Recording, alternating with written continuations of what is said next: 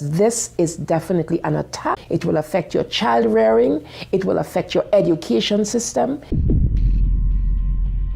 This is instructions for the teacher in the classroom to ask her or his students, how do people express their sexual feelings? What is abstinence? And here are some answers. Oral sex, masturbation, anal sex, massage, holding hands, touching each other's genitals, saying, I like you.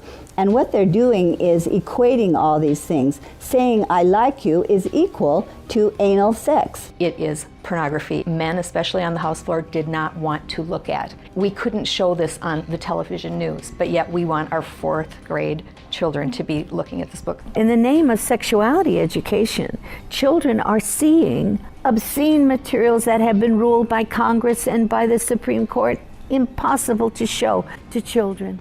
An online CSE program for African youth called The World Starts With Me tells children that sexuality includes oral sex and masturbation. It then tells them it's their own choice if they want to lose their virginity. It shows children pictures of naked girls and boys in various stages of development, and then asks them to point out differences in their private parts.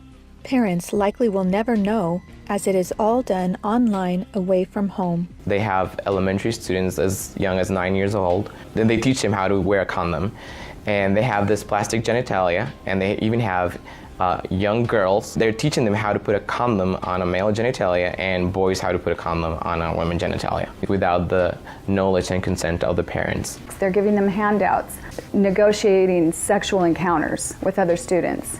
For example, there are statements like this: can I take your shirt off? It makes me hot when you touch me here. Is it okay if I take my pants off? Where we in Latin America, we still have a lot of poverty. We have communities that don't have fresh water, that don't have electricity. Focus is completely shifted from basic needs. They get comprehensive sexual education without the consent of parents, taking and deconstructing the family. My brother Luigi and I had an opportunity to go to the United Nations and give a speech on the UN floor. I told them how Planned Parenthood was passing out a booklet for HIV positive youth at the United Nations called Healthy, Happy, and Hot. This is for the kids who have AIDS. It teaches about sexual pleasure through masturbation, with same-sex partners, and even if you are drunk.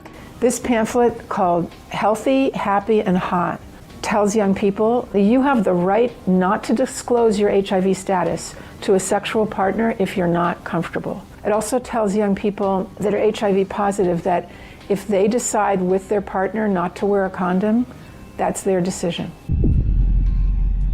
The World Health Organization standards for sexuality education in Europe actually suggest that children ages 0 to 4 should be given information about masturbation and given the right to explore their gender identity. For ages 4 to 6, children should be taught about same-sex relationships and respect for different norms regarding sexuality. The interests of organizations like UNFPA and IPPF is to get parents out of the picture and to radicalize and sexualize children. UNFPA has tried to convince my country to change our positions on issues such as reproductive rights and comprehensive sexuality education. Madam Chair, does the UNFPA think it can do this because Nauru is the smallest member state of the United Nations? The Nigerian government was actually told by the Western countries that if they do not give in, that they will be denied foreign aid. On page 89 of a UNICEF-published Sexual and Reproductive Health Manual, UNICEF listed situations in which one can obtain sexual pleasure that included sexual responses directed towards inanimate objects, animals, minors, and non-consenting persons. In the context of the Sustainable Development Goals that determines the agenda for the next 15 years, the voice is very, very biased. It's just International Planned Parenthood Federation and their affiliates. They have a direct influence on the outcome documents, on what is established, what is negotiated at the UN.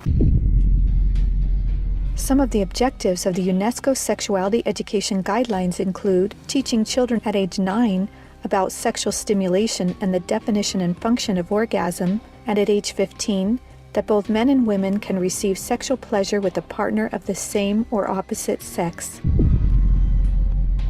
The It's All One curriculum also promoted by International Planned Parenthood, reveals the multiple manipulative tactics used to indoctrinate and sexualize children through CSE. Like other CSE programs, It's All One claims, among other things, to be evidence-based, comprehensive, human rights, gender-sensitive, and culturally appropriate education that will increase young people's responsible decision-making, to reduce adolescent rates of pregnancy and sexually transmitted infections, including HIV. It's All One, however, like most CSE programs, is really just cleverly disguised abortion rights, sexual pleasure education, masquerading as human rights, gender, and sexual and reproductive health education. It aggressively promotes abortion. With over 112 references to abortion, It's All One has an obsessive focus on sexual pleasure, mentioning sexual pleasure 62 times.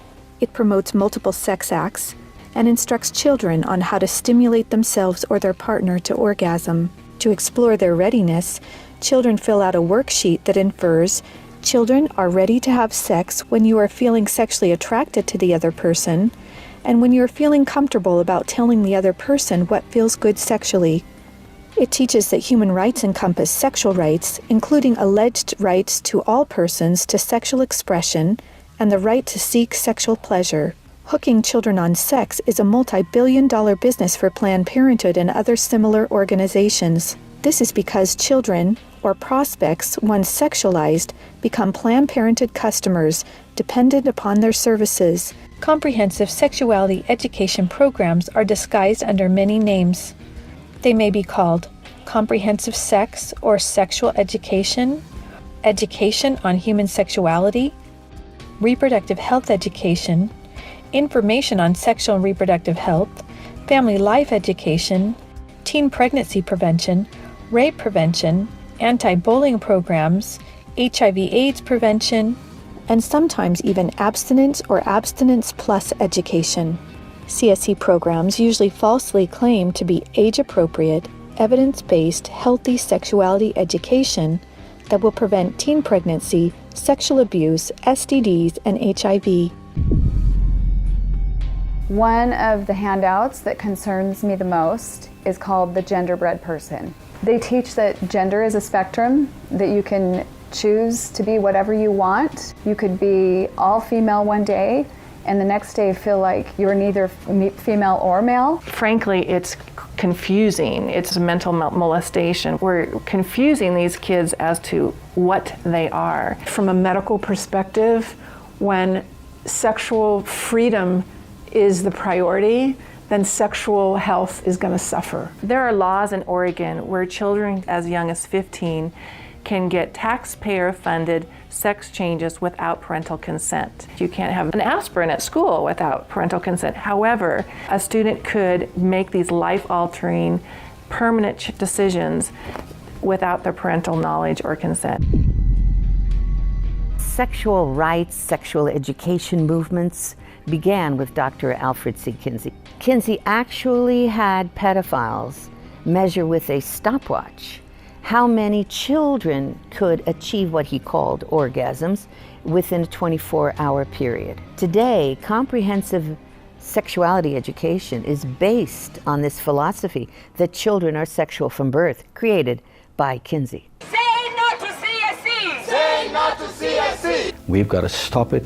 We've got to use everything at our disposal. We have to stand together to stop this attack against our children. And they have all this funding and this organization, but we know that if we stand together, we can do something for the family, for the children. We stopped the Kinsey sexuality education program in Croatia. It is time for parents to say, no, my family is mine. My wife is mine. I am hers. Our children are ours. Band together and find ways to stop it from entering your country. Men have to rise up, defend their family. On matters sexual, the fathers have got to stand up. Say, you have no place talking sexuality to my children. We resist it, even with our lives, because that's what life is all about. It's happening on our watch. If we don't do something about it, it is all of us that carry that guilt. To learn more and to sign the petition to stop comprehensive sexuality education, go to stopcse.org. Together, we can and will protect the world's children.